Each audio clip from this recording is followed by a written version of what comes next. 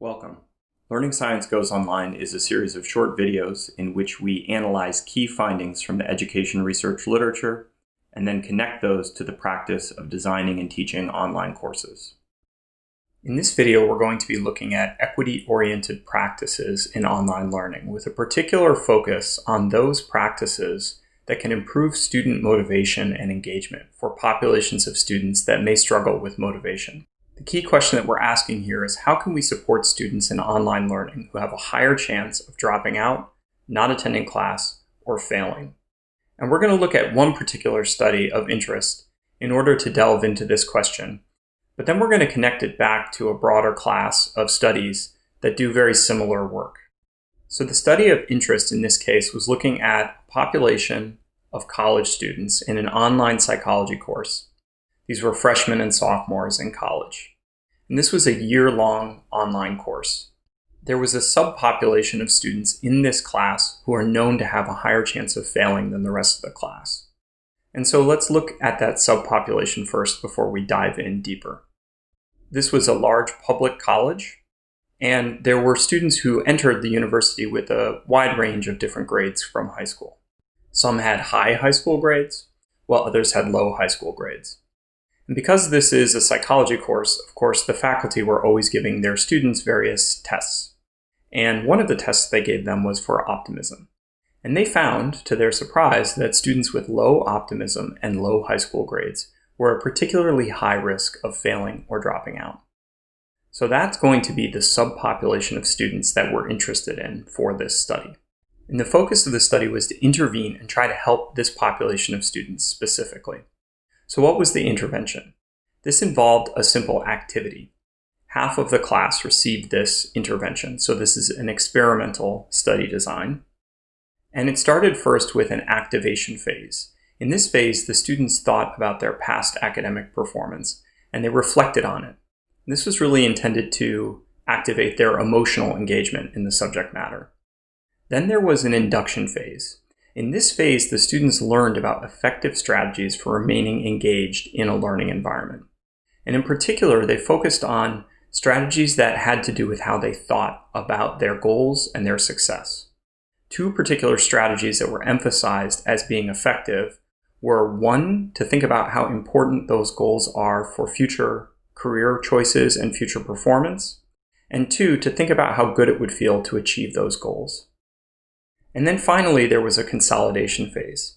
In this consolidation phase, the students actually wrote down a goal that they had, and then they wrote about strategies that they would use to reach that goal. In particular, they thought about how good it would feel to reach the goal and how important that goal was, and they wrote that down. And then finally, they wrote about anticipated challenges to reaching that goal. And in writing about these challenges, they were also asked to write about the strategies that they would use to overcome those challenges. The other half of the class was a control, so they didn't do this activity at all. I just want to emphasize before we move on that this activity was brief. It took about 1 hour in total. And we're going to be looking at results at the end of the year, about 6 months after this intervention. So what we're going to look at is graphs of course completion. And we're only going to focus on students who had low grades. So we'll focus on the subsets with low grades and low optimism, and low grades and high optimism. What we see here is that those with low grades and low optimism who didn't receive the intervention, who didn't do this activity, had a pretty low completion rate, about 60%. And this completion was defined as doing all the course activities and achieving a passing grade. By contrast, in the intervention group, the completion rate went up by almost 15%. And this is a really substantial effect. For just a 1 hour intervention, we're seeing a very significant increase in course completion 6 months later. And notably, this effect was specific to the students in the low optimism group. You can see that there's no difference between the control and the goal intervention in the high optimism group. In other words, we have an equity-oriented practice here.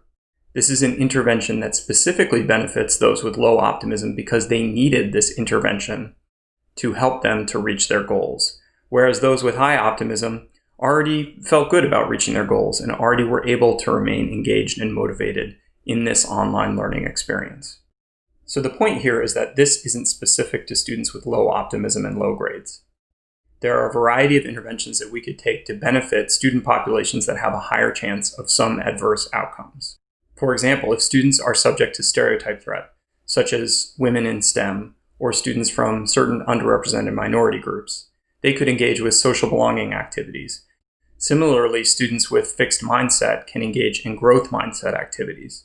These activities help them to change the way they think about their capacity to grow and to learn.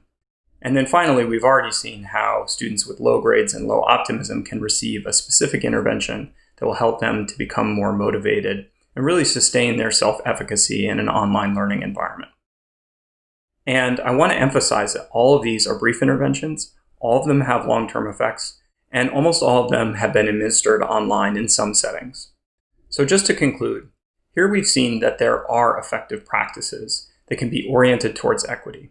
We can find techniques that specifically benefit students in populations that might have a higher chance of some adverse outcome. And those interventions can be tailored to the specific student population that you serve. And then finally, teaching practices are part of a broader equity strategy. Of course, we need to think about how we can improve teaching and learning, but we also need to be thinking about students' access to internet, devices, family engagement and support, and all the other elements of equity that go into creating a high-quality online learning experience that really supports students.